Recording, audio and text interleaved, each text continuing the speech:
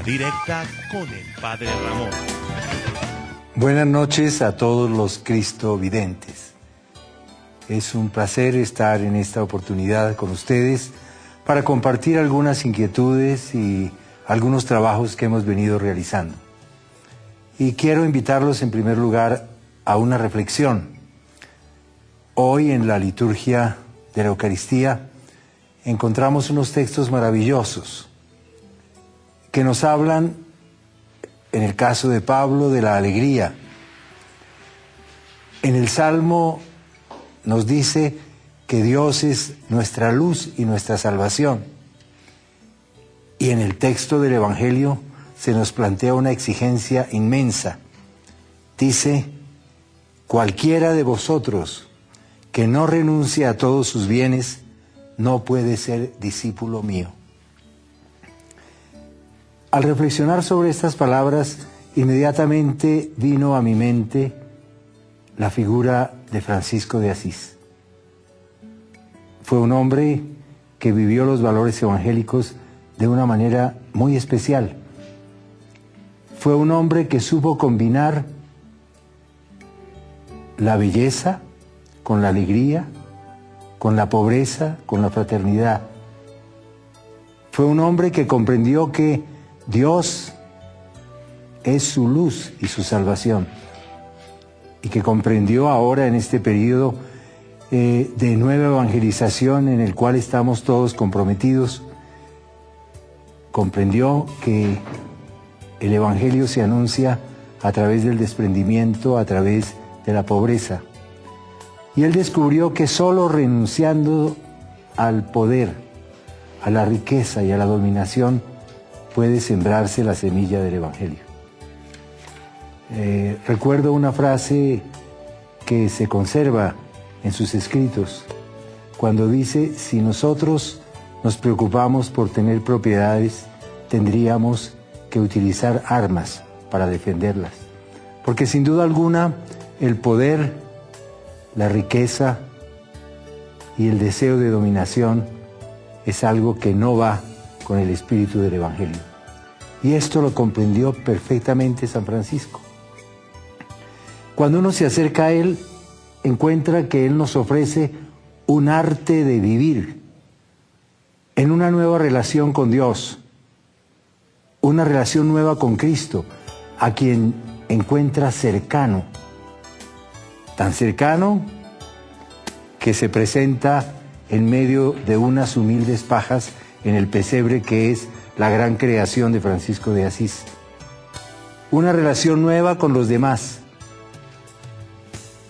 descubriendo que todos somos iguales y no podemos poner muros de separación entre unos y otros, de distintas razas, de distintas corrientes, de distintas ideologías. Todos somos hijos de Dios y hay que trabajar por la fraternidad y una nueva relación con las cosas, con las criaturas. La hermana agua, el hermano viento, el hermano sol, la hermana luna, la hermana muerte. Todas estas realidades que encontramos en el universo y que son frutos de la creación amorosa de Dios, fueron tenidas en cuenta por Francisco. Y él supo vivir la maravilla de la creación, la riqueza que Dios nos dio dentro de un espíritu de una inmensa pobreza. Él comprendió lo que hemos leído hoy en la Eucaristía. Cualquiera de vosotros que no renuncie a todos sus bienes no puede ser discípulo mío. Y cuando pensamos qué significa la pobreza, pienso en la pobreza evangélica. Hay una pobreza que es resultado de la injusticia humana, que es resultado de una organización social y de una pésima distribución de los bienes y de la riqueza. El Señor jamás habló de esa riqueza, de esa pobreza. La pobreza de la cual habló Él es la de aquellos que saben compartir, El pobre del Evangelio es el que sabe compartir. No tiene cosas superfluas, tiene lo necesario y comparte con los demás. Esa es la pobreza que San Francisco quiso vivir y que quiso transmitir como un eco de la enseñanza evangélica. Hoy vamos a hablar de una experiencia que hemos tenido en Bogotá, el Centro Cultural Francisco de Asís.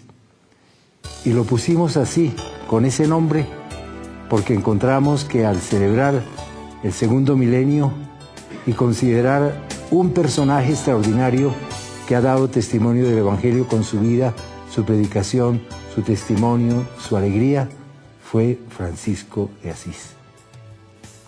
Yo los invito a ustedes a que vuelvan a leer el texto que hoy leímos en la liturgia y se planteen ustedes, como tengo que planteármelo yo, las exigencias del seguimiento de Jesús. Él también dice: el que quiera venir en pos de mí, que tome su cruz y me siga. El que quiera venir en pos de mí no puede poner en primer lugar otra cosa distinta de él mismo. Esto nos recuerda perfectamente los textos que leímos el domingo pasado en la celebración litúrgica. ¿Cuál es el primer mandamiento? Amarás al Señor tu Dios con todo tu corazón, con toda tu alma, con toda tu mente. Y el segundo es semejante: amarás al prójimo como a ti mismo. Esa es la gran exigencia del Evangelio en una sociedad que necesita de nosotros un gran testimonio, el testimonio de la fraternidad, de la pobreza en el sentido evangélico y del amor a la belleza, de la creación artística, la creación a través del lenguaje, la creación a través de las obras materiales, la creación a través de los innumerables signos que es preciso construir para transmitir un mensaje tan bello como el del Evangelio. Esa es la invitación que yo quiero hacerles a ustedes en esta noche, queridos cristovidentes, a partir de la reflexión que haremos, o más bien de la experiencia que les vamos a contar sobre Francisco de Asís, presente en la Delegación para la Cultura de la Arquidiócesis de Bogotá. Francisco de Asís fue un hombre que, en medio de una sociedad feudal llena de riqueza, una iglesia también preocupada por los bienes materiales, supo manifestar con su propia vida y con su doctrina las enseñanzas más claras del Evangelio. Compartir. Y solo cuando se es pobre se descubre lo que es la fraternidad, porque, como dije, la pobreza evangélica significa compartir, y esto es la fraternidad. Pensar en los demás, buscar un diálogo permanente. Se nos dice que Francisco de Asís tuvo la oportunidad de encontrarse con el sultán, una persona que pensaba distinto, que tenía otras orientaciones religiosas, y conversó y supo descubrir con él el camino de la verdad. Y nos dice una leyenda también que él se encontró con el hermano Lobo y habló con él, se le acercó y pudo darle la mano a aquel que parece ser un animal feroz, ese animal del cual nos habla con tanta belleza el gran poeta Rubén Darío. Sigamos adelante, llenos de alegría y con el ánimo de construir una sociedad en donde la belleza, la pobreza en el sentido evangélico, el compartir y la alegría sean características de una nueva sociedad. Hola queridos amigos del canal Cristovisión, me alegra muchísimo poder compartir con todos ustedes en esta línea directa con el Padre Ramón. Hace harto que no nos veíamos en este programa por algunas actividades, pero nos reemplazó muy bien el Padre Luis Ángel Cuenca. Tenemos hoy un tema muy bonito y unos invitados pero muy especiales, porque vamos a hablar de la cultura y de un centro cultural que se llama Francisco de Asís. Precisamente nuestros periodistas prepararon esta nota para que nosotros veamos ese tema que nos interesa a todos hoy en día, ya que hablamos de la nueva evangelización y la transmisión de la fe, la cultura, la razón, el mundo del arte. Bien interesante.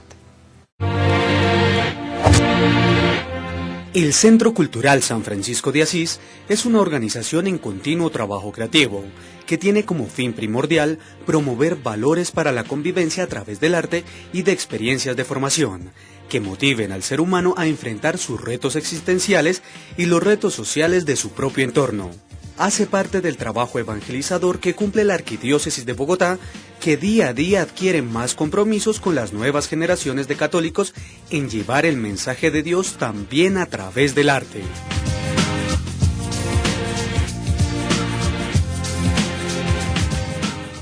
Evangelizar a través del arte. Tema bien interesante. La cultura, el arte, la fe. Y para eso, pues ustedes se dieron cuenta que hoy tuvimos una linda reflexión de parte del Padre Alfonso Rincón, quien es el delegado de Cultura de la Arquidiócesis de Bogotá y el que ha acompañado esta fundación, este Centro Cultural San Francisco de Asís, y tenemos ahí, ustedes vieron una así como de payaso, ahí vieron como una actriz ahí en ese corto que presentaron ahí, que nos va a acompañar hoy también Andrea Castaño. Muchas gracias por estar con nosotros aquí. Muchas gracias, Padre. Gracias, y estamos muy contentos de poder compartir estas inquietudes con los cristovidentes y contigo. Bueno, hablar de cultura es algo tan bonito, tan grande, el arte, la pintura, la música, el teatro, tantas expresiones. Hoy el Santo Padre nos ha puesto el tema de la cultura en un ambiente muy interesante sobre la evangelización. Cultura y evangelio, relaciones. Yo creo que el tema de la cultura es algo que se ha venido trabajando inicialmente dentro del mundo secular, es decir, los investigadores en finales del siglo XIX y comienzos del XX, sobre todo antropólogos, sociólogos, historiadores, trabajaron mucho el tema de la cultura, en el sentido de todo aquello que es creación humana, lenguajes, comportamientos, signos, costumbres, todo aquello que constituye lo propio del ser humano. Es el único creador de cultura. Y entonces estos profesionales empezaron a trabajar el tema de la cultura. Antes se subrayaba mucho el tema de la cultura como las bellas artes solamente.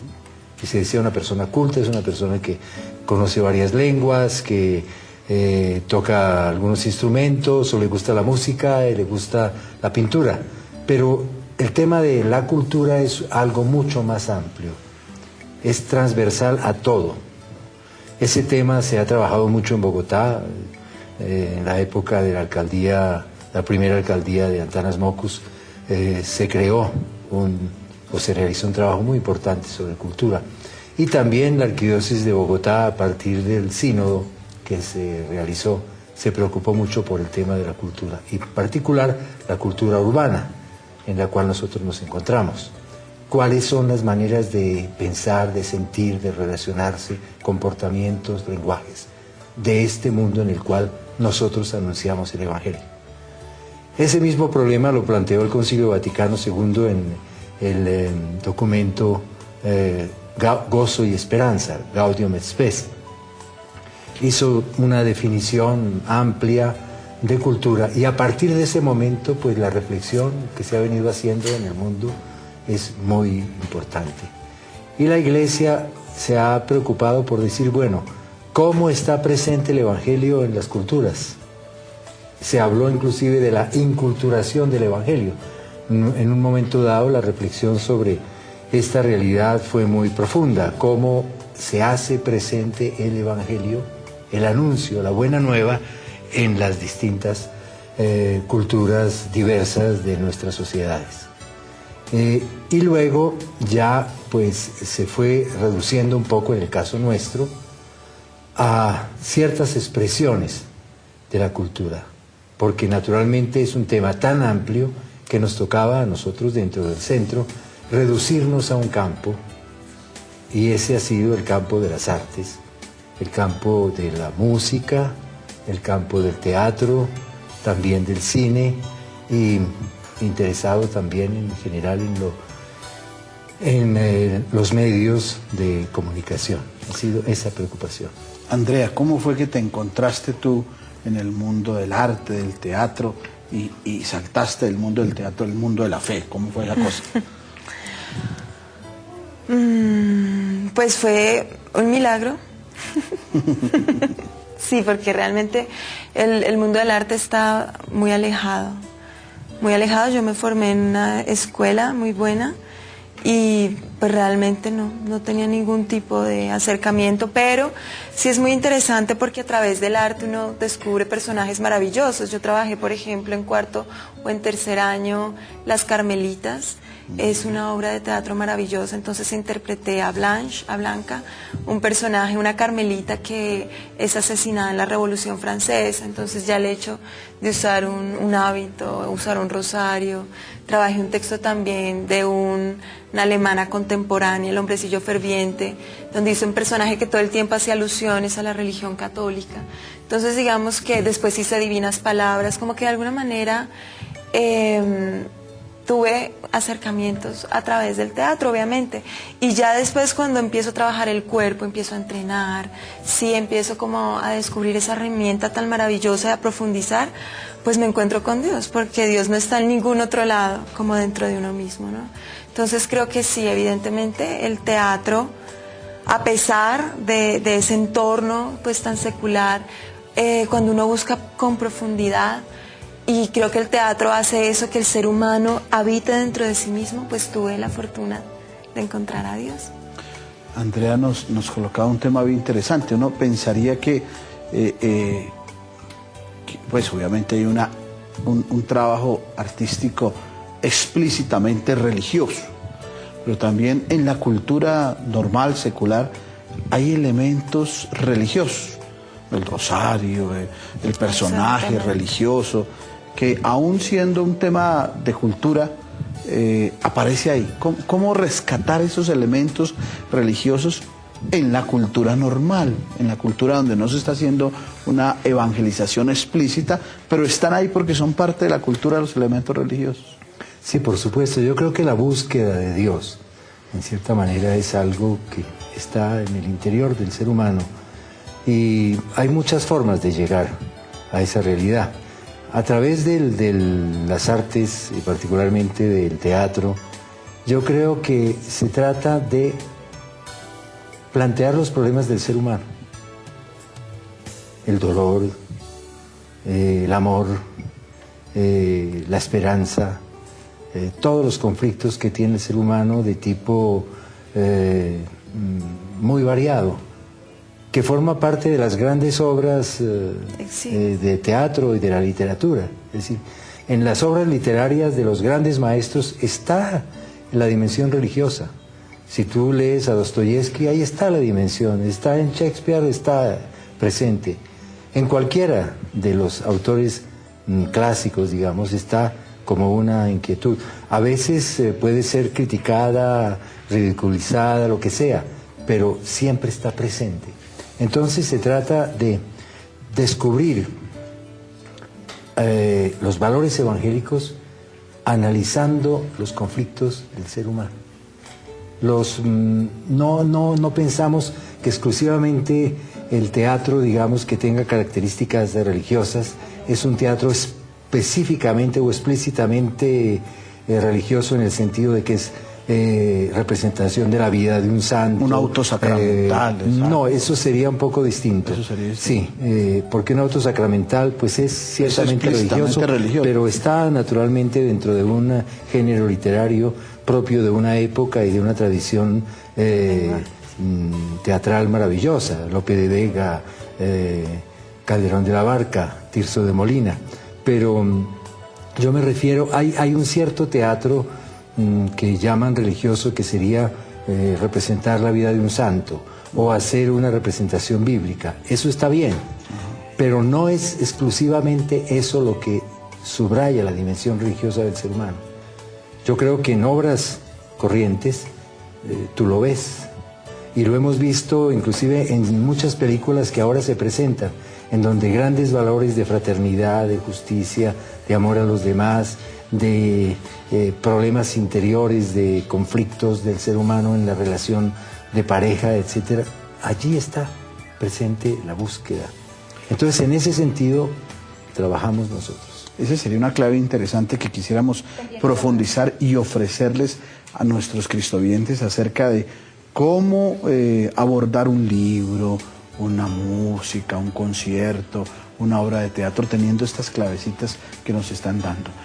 Tenemos una llamada de Manizales. John Jairo, ¿qué tal? ¿Cómo está? ¿Cómo es por allá? Qué gusto saludarlo, muy bien, muchas gracias. Me alegra mucho del programa, que yo soy un ministro cristiano aquí en Manizales, soy un joven muy emprendedor de aquí en Manizales y de ustedes soy muy fiel. Ahorita estoy intentando que todos los jóvenes un día que nos estén oyendo, vamos a en el audio, creo que los ingenieros, a ver si arreglamos la llamada, John Jairo, porque nos interesa muchísimo lo que usted está opinando, pero hay un tema ahí de teléfono, a ver si lo mejoramos, ¿vale? Porque es muy interesante lo que este joven nos quiere brindar desde Manizales. Andrea, yo te vi ahí en algunos cortos actuando en estas obras que el Centro Cultural Francisco de Asís tiene. ¿Por qué no nos hablas de alguna de ellas? Por ejemplo, esta. ¿Qué haces ahí o cómo te involucras con un personaje en estas obras, teniendo en cuenta este criterio de Alfonso acerca de, hay sí unas obras muy religiosas, otras que no son religiosas, pero expresan los sentimientos del ser humano y esas dimensiones trascendentes del hombre? Entonces sería muy bueno que nos hables. Pues bueno, ahí digamos vimos unas imágenes del Príncipe Feliz. Esta por ejemplo es Samaritana, que digamos que esa me llamó mucho la atención. Esta es Esperanza. Pero digamos que algo que me llamó mucho la atención de Samaritana es que nos presentamos en un colegio confesional y las chicas me dijeron, es que yo nunca me imaginé que fuera verdad lo del Evangelio. Y yo quedé como, porque como siempre se utilizan vestuarios y presentan a Jesús con un mantico, como que las personas, digamos los chicos sobre todo, ¿no? Y las personas que no viven una experiencia profunda, pues ellos piensan que Jesús es así, que es algo que ya pasó, que no tiene sentido. Pero cuando ellos descubren y se identifican con cualquiera de nuestras obras, es donde ellos descubren esa dimensión del Evangelio. Pero es porque realmente se les presenta un conflicto real, ¿sí? Porque ya el Evangelio, pues claro, ya hay lenguajes que ellos no alcanzan a descubrir, y como que la samaritana y el pozo y el desierto, o sea, ya la gente no vive esa dimensión. Entonces, el ser humano necesita referentes muy concretos, identificarse en su dolor, identificarse en sus carencias, identificarse en sus necesidades y descubrir un Jesús mucho más cercano y que realmente ilumina su realidad de ahora. Porque el teatro, algo maravilloso es que es aquí y ahora, como Cristo. Yo soy la verdad, el camino y la vida aquí y ahora. Pero si yo no logro entrar, porque tristemente las personas tienen un rechazo frente a la estética religiosa, ¿no es cierto? Pero cuando uno entra ya con el mensaje de Cristo que traspasa, porque acepta al ser humano en su miseria, ¿sí? Es cuando yo descubro mi corazón y muestro mi miseria y digo, pues yo soy esto, ¿sí? Y está ese Jesús que te ama sabiendo lo que tú eres. En ese momento el espectador se identifica. Entonces dice, hombre, yo también he vivido, O sea, yo también me he sentido así de pequeño, también me he sentido así angustiado, también me he sentido en la mala, y realmente me toca, porque lo que pasa, o mi hijo, yo tengo un hijo que me dice, ay mami, esas películas religiosas no me las pongas, por favor. Me dice, no me pongas eso porque no me toca, no me dice nada. Entonces, yo creo que es muy importante buscar esa encarnación real, o sea, del dolor humano y del arte, porque también ser actor es difícil. O sea, ser buen actor es muy complicado. Significa abordar dentro de uno mismo, tener una buena expresión corporal, tener una buena interpretación. Entonces, pues, muchas veces la gente cuando no ve una actuación que realmente toque, pues no se conmueve. Y lo que hemos visto con todas las obras, con Esperanza, nos hemos presentado en todas, desde las cárceles hasta escenarios grandísimos. La gente siempre dice, me tocó, ¿no? Y sienten ese llamado a creer que vale la pena la bondad, ¿no? Que vale la pena el evangelio. Pues miren ustedes, esto es muy interesante y qué bueno sería que ustedes se comunicaran con nosotros, porque el arte, la cultura, algunas veces cuando hablan de música clásica, de teatro, de cosas así, como nos decía Andrea, el padre Alfonso, como que nos da como perecita, como que, uy, eso es como aburrido, como que eso no tiene ninguna interpretación. Es interesante que ustedes puedan participar y llámenos al 747-0710 y a todos los teléfonos del canal Cristovisión. El arte y la evangelización. ¿Qué opina usted de la cultura y la evangelización?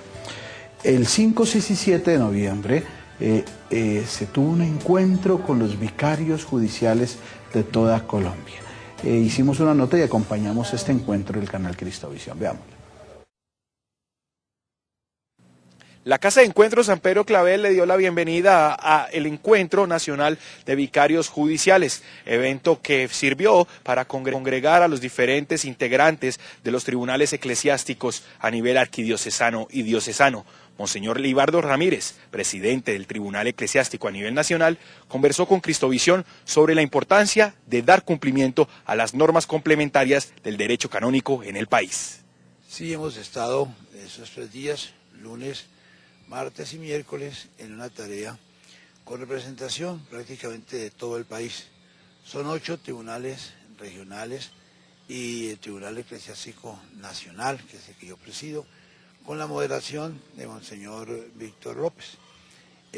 Han sido unos días de intensa labor, inclusive el lunes, que era día libre, compensatorio de Todos los Santos, lo celebramos nosotros aquí trabajando. Y precisamente el lunes lo dedicamos a un tema que es interesante para todo el país, como es el de las normas complementarias del derecho canónico aplicado a Colombia. Hemos dicho una cosa muy importante, y es que existen en el mundo las conferencias episcopales nacionales. Eso no era algo común hace un siglo. A finales del 1900, es decir, del siglo XIX, 1800, se realizó el Concilio Episcopal Latinoamericano. Entonces, desde acá, al fin y al cabo, un signo de unidad eclesial fue en ese concilio. Después se creó también el CELAM, o sea, la Conferencia Episcopal Latinoamericana. Pero antes del CELAM aparecieron las conferencias episcopales, pero no figuraban en el mismo código de la Iglesia de 1917, no figuraban las conferencias episcopales. En cambio, en el nuevo código, que es nuevo todavía, de 1983, comenzaron a figurar las conferencias episcopales. Y hay más de 40 artículos, se llaman cánones en el derecho, en los cuales se le dan facultades a las conferencias para que determinen algunos puntos. Un punto, por ejemplo, algo discutido sobre el sacramento de la confirmación. Destacar ese sacramento como algo importante, darlo en la época oportuna. Entonces hay tendencias. Unos quieren que se dé cuanto antes, inclusive cerca a la primera comunión. Otros quieren que sea postergado un poco más y llamarlo el sacramento de la juventud. Hay una discusión amplia, pero entonces se saca una síntesis de lo que se ha pensado al fin y al cabo, la conferencia episcopal pasada en el mes de julio discutió estos temas y le dieron las opiniones y se sacaron las conclusiones, que después fueron revisadas por una comisión especial en la cual yo formé parte con Monseñor Víctor López, que somos de este tribunal, y otros dos obispos, como el arzobispo de Pamplona, Monseñor Luis Madrid Malo. Fuera de este tema de la confirmación, ha llamado la atención precisamente el tema de los tribunales eclesiásticos. Yo he tenido que corregir un poquito a los amigos de la prensa, porque ¿sabe qué dijeron en julio? Ahora sí van a trabajar en los tribunales, ahora sí se va a ver la justicia, ahora sí van a trabajar rápido. Pues resulta que en Colombia, yo he tenido que decirles con orgullo santo, que tanto los tribunales regionales como el Tribunal Nacional han venido trabajando. El Tribunal Nacional de Colombia, que es un ejemplo también para el mundo, se fundó para allá en el año 1970. Y entonces ya no hay necesidad de que las personas que tramitan sus causas matrimoniales, que son un punto importantísimo en la vida de las personas, su familia, personas que han fracasado en un matrimonio cristiano a la carrera, a veces por miedo, a veces con engaños. Entonces eso se estudia en los tribunales y se les declara la nulidad de ese matrimonio y pueden organizar su vida según lo quiere la Iglesia. Y tienen el deber, las personas que han fracasado deben hacer estudiar el caso, y muchas veces estamos tramitando ya en el Tribunal Nacional cerca de 900 causas en el año. Como unas 300 casi de Bogotá, del Tribunal de Bogotá, otras 300 del Tribunal de Medellín y otras 300 de las diversas regiones del país. Entonces es interesante, importantísimo esta tarea para la paz de las personas. No solamente si podemos comulgar o no, es cómo organizo mi vida, cómo formo mi hogar, la familia que está siendo deshonrada en nuestros días, cuando se quiere señalar como familia un contubernio, como es la vida entre hombre y mujer. Eso es contra la ley natural, pero se quiere, si quieren vivir ellos verán, pero que se les nombre de familia, que se les nombre de hogar, eso es indigno. Pero las mismas familias que se han conformado con matrimonio católico pueden revisar esa situación, y eso es lo que hacen nuestros tribunales. Sobre ese tema de los tribunales, en el Código de Derecho se le da atribuciones para formar tribunales. Como digo, hasta 1969 no había sino unos tribunalcitos chiquitos en las diócesis. Ahora ya hay 8, el último lo establecimos en Ibagué hace unos 2 meses, y entonces ahora estamos reunidos como fruto de esas normas nuevas. Está, sí, la fundación de nuevos tribunales, pero repito, gracias a Dios, los tribunales que hemos tenido han venido funcionando muy ordenadamente y muy eficientemente. Para agregar simplemente un punto más, quizás, sobre las atribuciones que tiene la Conferencia Episcopal para dar nuevas normas, fue la revisión que se hizo de los días festivos.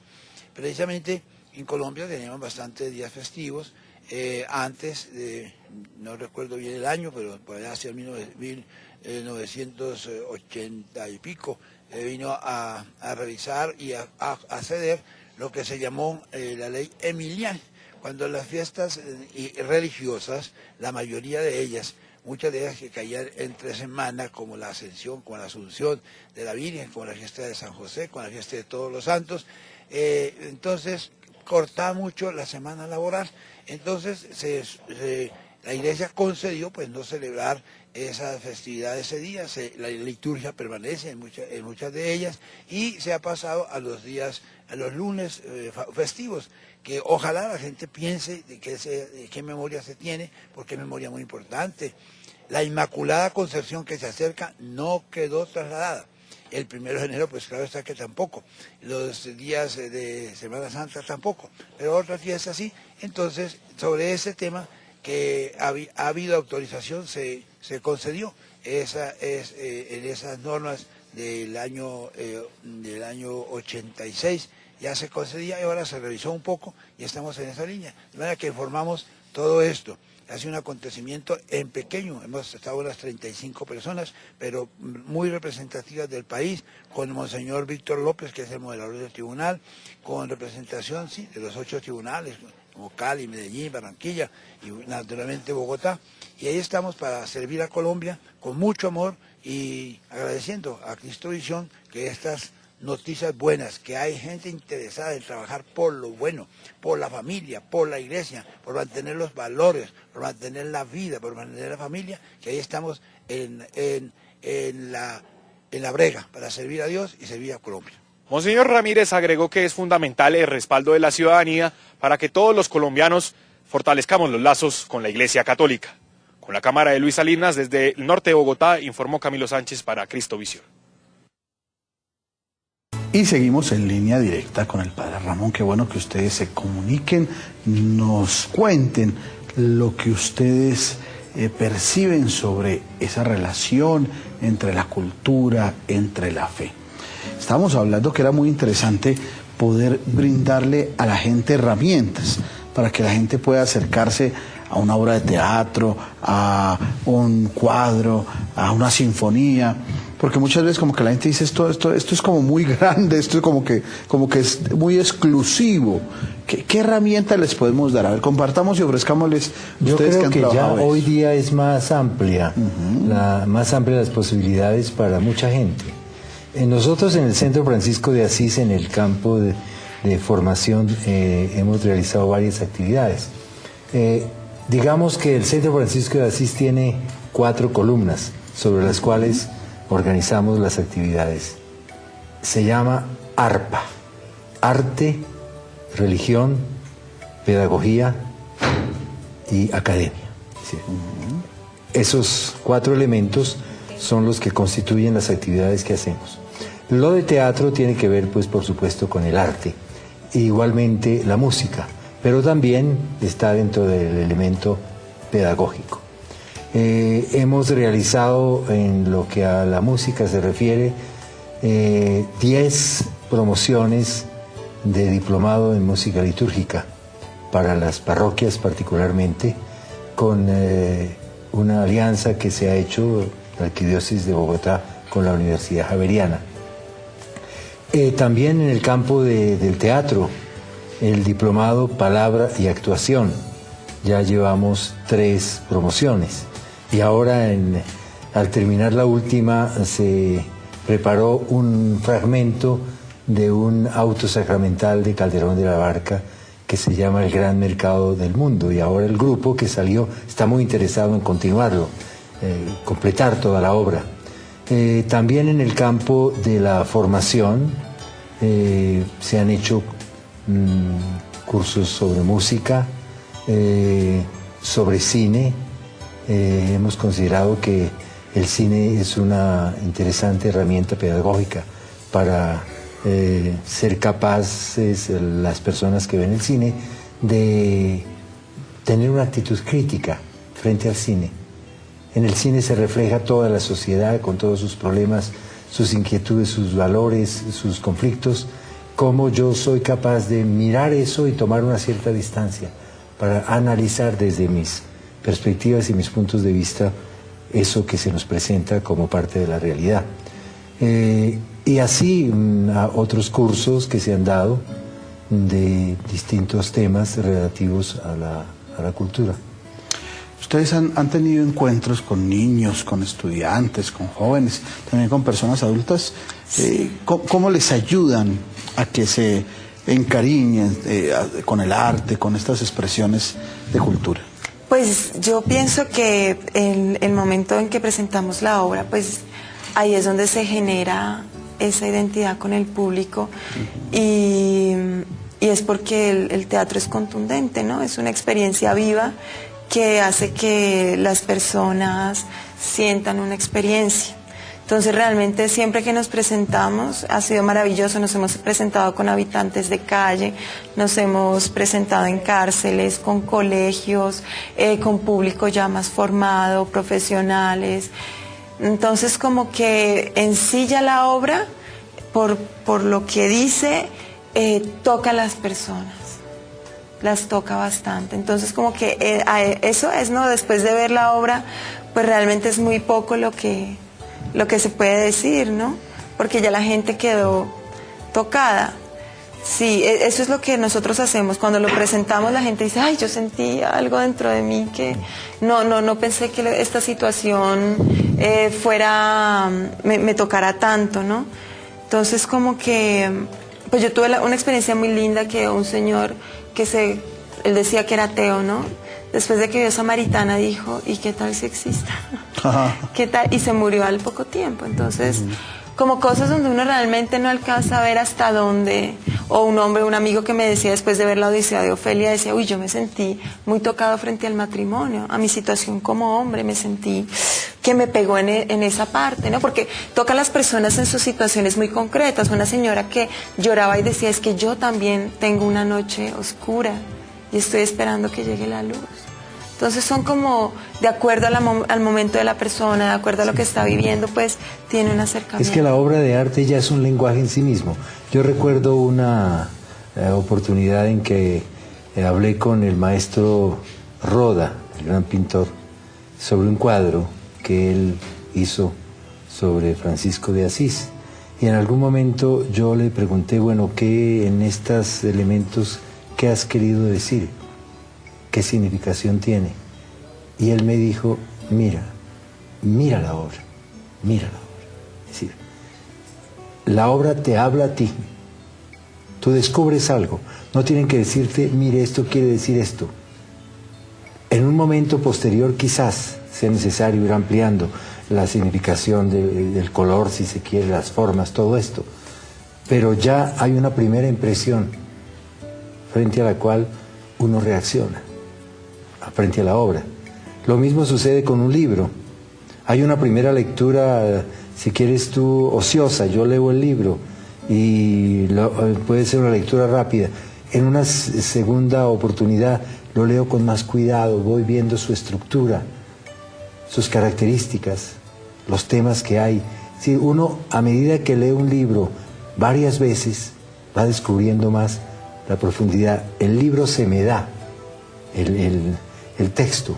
Es un poco como en un poema que nos gusta mucho a nosotros el poeta español Francisco de Quevedo y Villegas, que dice, retirado en la paz de estos desiertos, con pocos pero doctos libros juntos, vivo en conversación con los difuntos y escucho con mis ojos a los muertos. Es decir, los muertos son Shakespeare, Homero, Calderón, etcétera, Isaías, ¿no? Pero yo vivo en conversación con ellos, se crea un diálogo entre la obra y el que lee la obra. Cuando hablamos de nueva evangelización y cuando hablamos de estas herramientas tan importantes como son las expresiones artísticas y todo lo que se llama cultura, que no, pues es mucho más amplio el concepto. Tú decías en algún momento del diálogo fuera de cámaras que de pronto nosotros tenemos muy fácil el tema del discurso y no nos servimos del arte para poder transmitir estas experiencias de vida. ¿Qué falta ahí? Yo creo que es tener imaginación y buscar nuevos caminos. El Papa Juan Pablo II, y eso nos ha servido a nosotros también de orientación, dice hay que tener nuevos métodos, nuevos lenguajes y nuevo ardor. Entonces nuevos lenguajes. Y hoy en el campo de las artes es impresionante los nuevos lenguajes. A través de YouTube tú entras y miras maravillas en el teatro, en la danza, en las expresiones musicales. Entonces hay que crear, es decir, yo creo que la iglesia, en el sentido de los creyentes, no solamente las jerarquías, sino la iglesia, los creyentes, tenemos que estar en la cultura porque creamos cultura. No es simplemente porque le decimos a los demás cómo debe ser la cultura. Evangelizar la cultura no es, mire, yo le voy a decir a usted, ¿cómo de pintar? Le voy a poner la inyección a usted de evangelio. Ajá. No, sino es que yo creo ya unos signos, creo unos lenguajes, unas expresiones que ya llevan dentro de sí la riqueza, la semilla del evangelio. Y hay algo a mí me gusta mucho cuando en Gaudium et Spes, ¿sí? Creo que es, sí. Cuando dice de la inculturación, cuando habla realidades que hay que comprender, discernir y evangelizar. Y creo que a veces la parte de comprender, hay un salto como que como que no se mira esa cultura de hoy, ¿no? No se comprende cuál es la necesidad que tienen los jóvenes y esos temas tan álgidos, ¿no? Como que a veces creo que las personas se alejan un poco porque sus inquietudes más profundas no están resueltas en el momento de enfrentarse con ciertos lenguajes. Hay un tema bien interesante que ustedes nos colocan y que también tú lo decías en algún momento. Tal vez nosotros nos gusta mucho el tema de la piedad popular, antes religiosidad popular, ahora se llama piedad popular, pero nos hemos estancado un poco en la piedad popular y no damos el saltico hacia otras expresiones en las cuales también se acerque al misterio de Dios. Sí, yo creo que me parece a veces a mí que la piedad popular puede convertirse en una realidad valiosa pero muy cómoda, porque nos asegura ciertas posibilidades, inclusive económicas. Entonces yo creo que quedarse agarrado solamente en eso es no dar un paso más allá. Es lo que Jesús muchas veces decía: mire, ustedes se quedan en las tradiciones humanas y lo central a veces se pierde de vista. Pienso yo, por ejemplo, en la importancia que tenemos que darle nosotros a la predicación. Una predicación que sea bella, que sea en cierto sentido una obra de arte. La misma predicación, porque la palabra es la forma más perfecta de la comunicación. Hay otros lenguajes corporales, etcétera, pero la palabra tiene que ser bella. La liturgia tiene que ser bella. Si nosotros hemos estudiado a veces la liturgia en la perspectiva del teatro, porque es un drama también.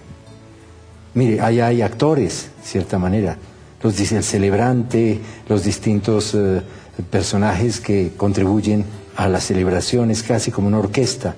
Todo está muy organizado para una realización litúrgica maravillosa, que es la palabra de Dios y la presencia sacramental del Señor. Pero eso tiene que ser bello y divinamente combinados todos los elementos de la celebración. Entonces, y buscar también otras formas de celebración. Yo creo que muchas veces nosotros nos hemos quedado exclusivamente en la celebración de la Eucaristía. Y hay veces que trivializamos un poco la misma Eucaristía, porque la convertimos como una especie de comodín para cualquier cosa. Para cualquier cosa. Cuando debíamos pensar que la Eucaristía es como ese punto de llegada de una fe mucho más sólida. Y hay unos procesos anteriores que puede ser a través de otras formas, de otros lenguajes, de otras expresiones teatrales, por ejemplo, o musicales, o liturgia en que la palabra domine a través de la poesía, por ejemplo, la poesía religiosa. Hay múltiples posibilidades, yo creo, que nos pueden abrir caminos de comunicación de un mensaje que sigue siendo antiguo y nuevo, como decía San Agustín. Es cierto. La Conferencia Episcopal ha nombrado una nueva directora del Departamento de Promoción de la Vida, la doctora Danelia. De este acontecimiento, a la cual la felicitamos y nos alegra mucho porque ha compartido aquí en el canal Cristovisión en algunos programas. Hicimos esta nota. La Comisión Permanente de Obispos de la Conferencia Episcopal de Colombia ha designado como directora del Departamento para la Promoción y Defensa de la Vida a la doctora Danelia Cardona. A través del departamento queremos dinamizar todo lo que es el tema de la promoción y defensa de la vida con 3 subtemas que son defensa de la vida, ecología y bioética. La idea es pues empoderar a las ONGs que existen a nivel nacional que defienden la vida a través de una articulación coordinada y digamos favorecer la sensibilización a nivel parroquial, regional, sobre todo lo que es el tema de la defensa, pero también de la promoción de la vida. La nueva directora tendrá la tarea de dinamizar el objetivo propuesto por este departamento, que es la promoción y la defensa de la vida desde el primer instante de su concepción hasta el momento de la muerte natural, cuyas áreas temáticas están definidas así: cultura de la vida, ecología y bioética. Gran reto, lo veo como un gran reto, pero también pues una gran oportunidad para que en Colombia realmente empecemos a pellizcarnos un poquito sobre la actualidad que nos está rodeando, todos los proyectos de ley que hay en el Congreso en contra de la vida, del aborto, o sea, todo lo que está en este momento buscando legalizar el aborto y la eutanasia, y que todos los colombianos nos paremos a defender la vida y también la promoción de la vida, ¿no? El valor de la persona humana cuya dignidad es absoluta. La nueva directora del Departamento de Promoción y Vida reafirmó el compromiso que tiene para trabajar día a día por el derecho de los recién nacidos y por el derecho a la vida. Para Cristovisión informó Camilo Sánchez. Estamos en línea directa y hablando de un tema que es bien bonito. Usted se reúne con su familia, con sus amigos y en algún momento tiene que hablar de música. En algún momento tiene que hablar de arte, de teatro, de muchas expresiones que hoy en día gustan. En algún momento lo ha hecho. Y es importante descubrir que ahí también hay una cantidad de reflexiones que elevan el espíritu a otro nivel del cual necesitamos todos los colombianos plantear. El Santo Padre recibió a los embajadores de diferentes países, entre ellos al nuevo embajador de Colombia ante la Santa Sede, el doctor Germán Cardona. Veamos esta nota. El Santo Padre Benedicto XVI ha recibido a los 3 nuevos embajadores de Colombia, Austria y Nigeria, que han presentado sus cartas credenciales. El nuevo embajador de Colombia es Germán Cardona Gutiérrez. Es ingeniero civil, tiene 56 años y hasta ahora había sido ministro de Transporte en Colombia. Además de Cardona, John Anthony es el nuevo embajador de Australia, quien tiene 65 años, está casado, tiene 6 hijos y además de inglés, habla francés. Junto con los 2 embajadores anteriores, Francis Okeke ha presentado las cartas credenciales como nuevo embajador de Nigeria ante el Vaticano. Okeke es médico de profesión. Pues mucho éxito al doctor Germán Cardona, ahora embajador ante la Santa Sede de nuestro país. El Centro Cultural Francisco de Asís tiene muchas actividades y yo estoy seguro que muchos de los que nos están viendo dicen, bueno, cuéntenos un poquito las actividades y cómo participamos, qué cursos hay, qué diplomados hay, qué actividades hay para poder participar. Hablemos un poquito de eso. Pues bueno, hay algo, digamos ahorita, nosotros tenemos unas actividades dentro de la casa y otras que están afuera. Ahora fuera de la casa va a haber Fragmento de Viaje, que se va a presentar en Mushaiza, que es una bodega teatral que queda en el Polo. Cuando ingresen a la página, pues allá, la página es www.centroculturalfranciscodeasis.co. Ahí está en pantalla. Y bueno, ahí pueden ver la dirección de donde se va a presentar la obra Fragmento de Viaje. También ya tenemos otras actividades dentro de la casa. Por ejemplo, hicimos una semana maravillosa que se llama la Semana de Francisco de Asís, que fue en octubre, donde hubo una exposición de fotografías bellísima que se llama Jardín Interior. También tuvimos música del Chocó, tamboras, por lo que en el Chocó se celebra toda la fiesta de San Pacho. También tuvimos la oportunidad de San Francisco Films, que son pequeños cortos que se presentaron de cineastas en proceso que están estudiando, uno de la Javeriana, otro de la Universidad Nacional. También se presentó el coro de música litúrgica del Centro Cultural. Entonces realmente pasó esto. También tenemos temporadas de teatro. La gente puede participar en esto, no solo como espectador, sino también hay cursos y cosas así. Sí, donde también tenemos participar. cursos, tenemos para el otro año unas sorpresas maravillosas. Queremos hacer... Bueno, seguimos con el diplomado de música litúrgica, también vamos a tener talleres de voz, de clown, también parece que podemos traer un artista internacional. De clown, perdóname, para los cristovientes, ¿el clown qué es?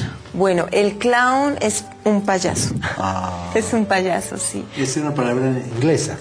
Clown. Clown, sí, claro. Entonces, pues bueno, vamos a tener muchos talleres, también va a haber conferencias y tenemos nuestros diplomados que están abiertos para cada uno de ustedes para que se motiven a evangelizar desde el arte, que es una experiencia maravillosa. La gente que participa, que está interesada en estas actividades, son niños, jóvenes, adultos, indiscriminado o... En lo del centro cultural propiamente son jóvenes y adultos. Los niños trabajan más en el proyecto 1000 coros para el milenio de la Fundación Música en los Templos. Son los coros que se realizan en los barrios populares y en los colegios del distrito con la dirección de los maestros del distrito a quienes se les prepara en la fundación. Pero nosotros trabajamos más que todo con adultos y con jóvenes.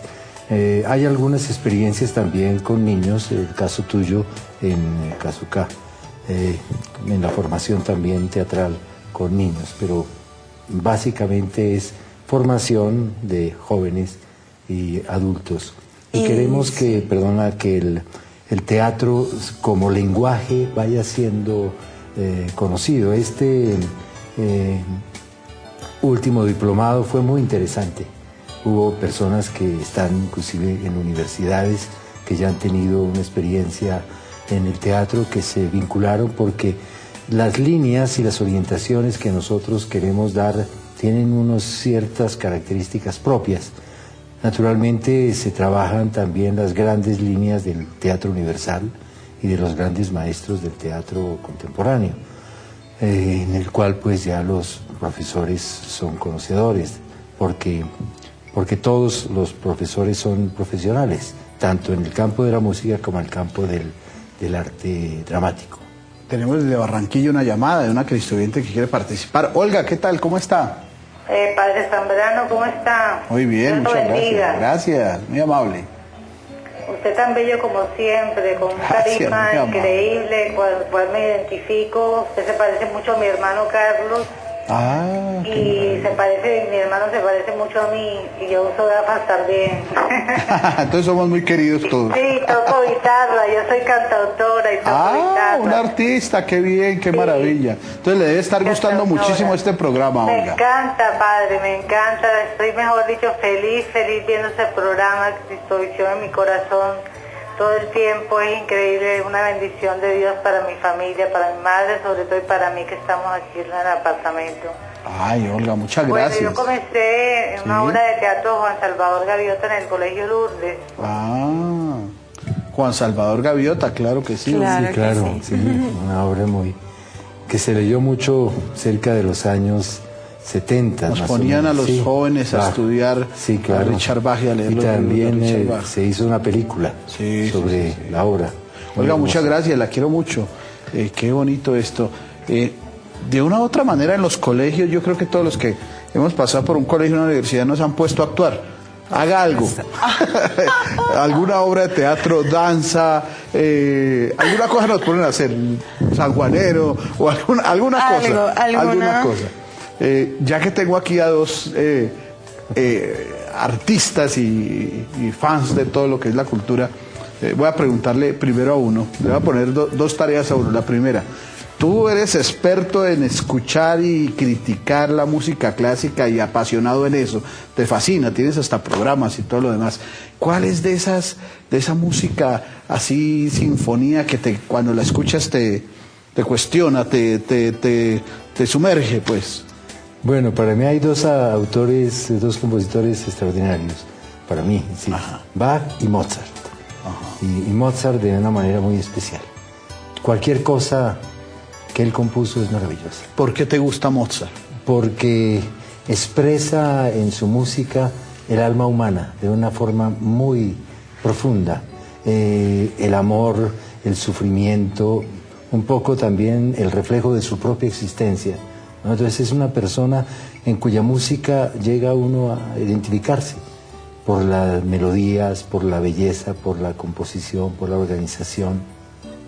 Andrea nos decía ahorita que el buen artista es el que es capaz de expresar las emociones y las expresa pues de una manera que todo el mundo queda... Expresar un mundo interior, ¿no? Expresar el mundo interior. Que fue lo que hicieron los místicos, los grandes artistas.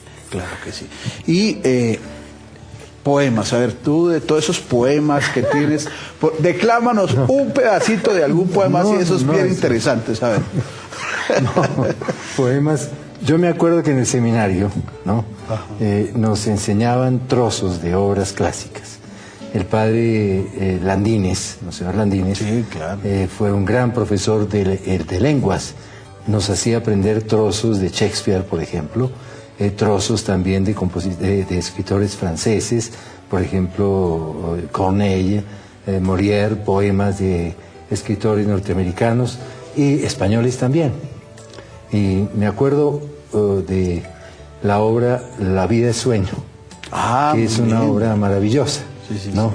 Y nos hacía aprender el monólogo de Segismundo, ¿no?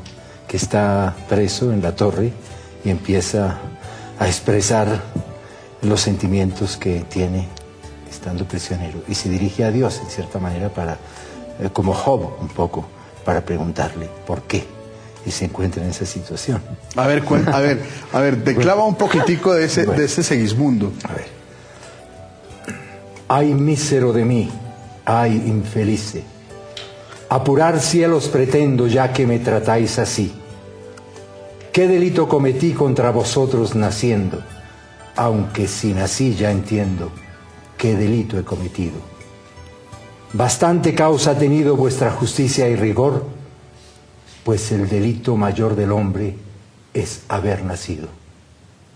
Solo quisiera saber, para apurar mis desvelos, dejando a una parte cielos el delito de nacer, ¿qué más os pude ofender para castigarme más? ¿No nacieron los demás? Y si los demás nacieron, ¿qué privilegio tuvieron que yo no gocé jamás? ¡Ah, caramba! Pero eso es con aplausos y todo. ¡Ah, muy bien! ¡Qué maravilla! Pero, ¿y eso lo aprendiste hace cuánto? Hace que... ¿Eras seminarista? Sí, claro, tenía más o menos 16 años. Pero buena memoria. Pues, Andrea, ahora te tocó a ti, porque como eres, te gusta el teatro, me imagino que nos vas a deleitar con algún episodio de alguna obra de esas que has hecho. A ver, cuéntanos uno. Bueno, yo voy a hacer un pedacito así, pues porque descontextualizarlo siempre es como raro, ¿no? Es un poema de Sor Juana Inés de la Cruz. Ah, caramba, pero pues precioso, a ver. Hombres necios, que acusáis a la mujer sin razón, sin ver que sois la ocasión de lo mismo que culpáis. Si con ansia sin igual solicitáis su desdén, ¿por qué queréis que obren bien si las incitáis a mal? Combatís su resistencia y luego con gravedad decís que fue liviandad lo que hizo la diligencia. ¡Bravo! Muy bien, muy bien. Ese fue un poema de Sor Juana Inés de la Cruz. Sor Juana Inés de la Cruz. Sí. Pero pues español y todo, actriz. Sí, claro. Actriz, esa es la maravilla de compartir con los artistas y los apasionados del arte. Eso es maravilloso. Bueno, muchas gracias por estar con nosotros. Creo que la pasamos muy bien. Sí, muchas gracias. Sí. Y creo, yo cuando estaba escuchándolos y todo, ¿se imaginan ustedes que en el canal Cristovisión tuviéramos unas tertulias así como sabrosas de arte que le estaba diciendo yo precisamente para que la cosa funcionara interesante, Alfonso, que pudieran hacer aquí en el canal Cristovisión una obra de arte para que todos ustedes, una obra de teatro, para que todos ustedes la pudieran ver? Sería maravilloso, ¿no? Sí, claro, sí, podemos. Nos lanzamos, ¿cierto que sí? Claro, claro, claro. Va a ser maravilloso, es interesante porque... Y hay muchas cosas, por ejemplo, que pueden a través de una tertulia, de una conversación, por ejemplo, de música o de poesía. Mira, hay maravillas en la poesía española y iberoamericana. Y mucha gente, no te lo decimos a la gente, lea, haga, pero si la gente ve esto así, puede ser interesante porque la gente puede decir, oiga, yo también tengo este párrafo, poema, esta cosa que Mire, hay una película muy interesante que nosotros hemos visto que se llama En busca de Ricardo III, de la obra de Shakespeare, con Al Pacino. Yo la recomiendo a los que les gusta el cine, porque es todo el esfuerzo que hacen unos actores norteamericanos para representar una obra eminentemente inglesa. Y se preguntan, ¿seremos capaces nosotros, los norteamericanos, los estadounidenses, seremos capaces de representar a Shakespeare? Y entonces todo ese proceso, le preguntan a la gente, ¿ustedes conocen a Shakespeare? Alguno dice, sí, no sé, parece que aparece en un billete, bueno, cosas así, lo mismo que podríamos hacer si le preguntáramos a muchas personas en la calle, ¿ustedes han oído hablar de fulano de tal? No sabemos qué respondería. Entonces es todo ese proceso y cómo se reúnen grandes maestros de la interpretación y del teatro para representar.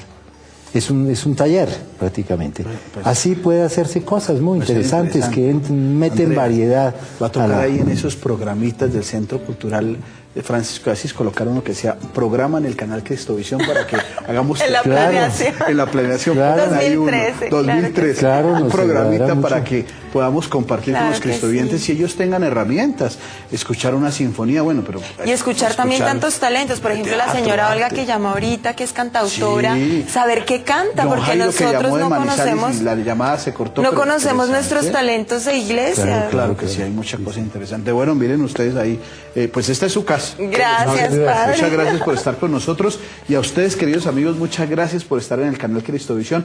Muchas, pero muchas cosas más para ver. Le vamos a pedir al Padre Alfonso que nos haga una pequeña oración y nos dé su bendición para que podamos nosotros estar, si queremos dormir o queremos continuar en la programación del canal Cristovisión. Este programa sale también el domingo a las 10:30 en repetición, porque si alguno de ustedes quiere volver a ver esto o compartir con otro amigo este tema del arte y la cultura, lo puedan hacer. Muchas gracias por estar con nosotros y ver el mundo con los ojos de Jesús. Yo vuelvo a la figura con que empecé, Francisco de Asís.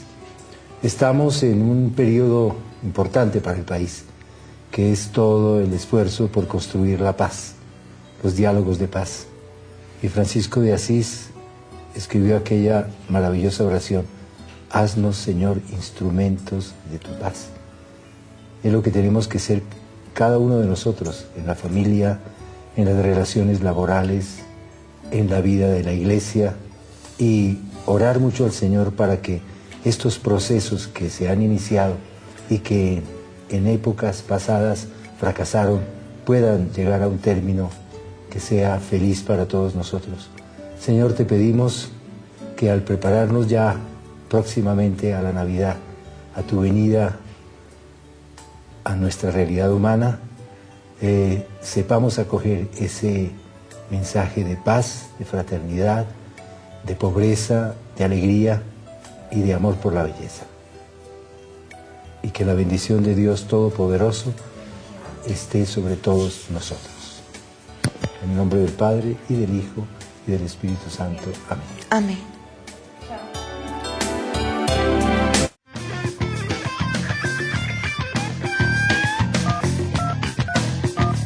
Línea directa con el Padre Ramón.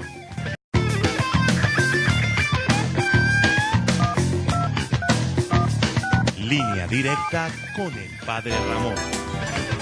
Buenas noches a todos los cristovidentes.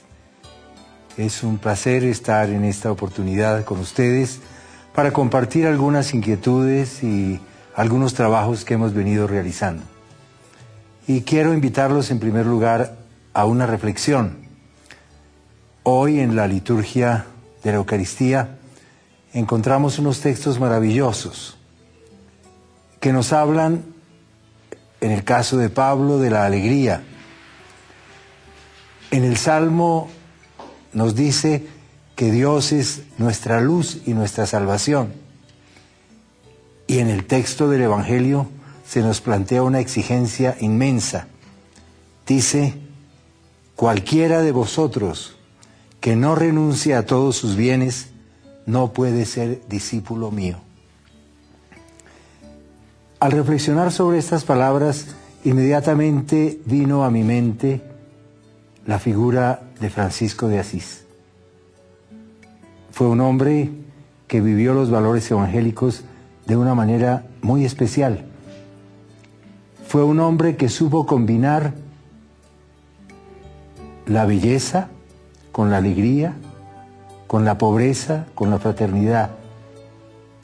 Fue un hombre que comprendió que Dios es poner muros de separación entre unos y otros, de distintas razas, de distintas corrientes, de distintas ideologías.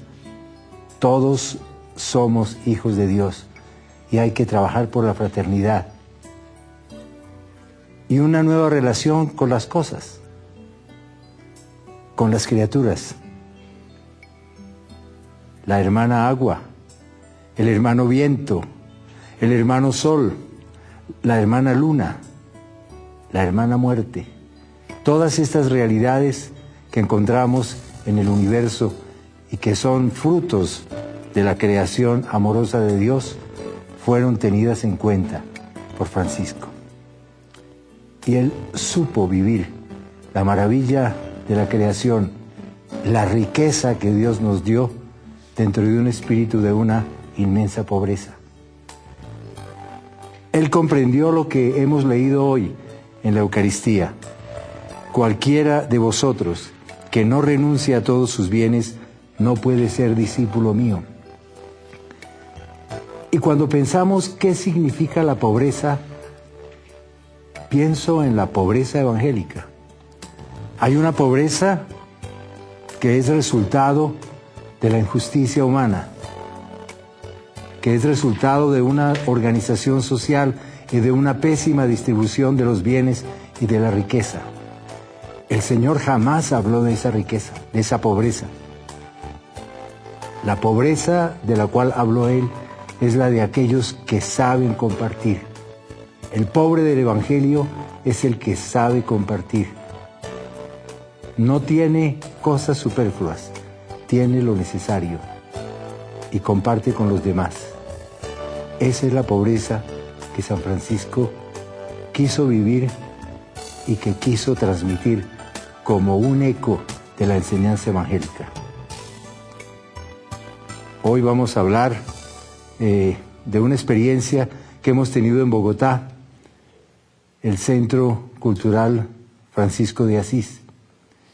Y lo pusimos así, con ese nombre, porque encontramos que al celebrar el segundo milenio y considerar un personaje extraordinario que ha dado testimonio del Evangelio con su vida, su predicación, su testimonio, su alegría, fue Francisco de Asís.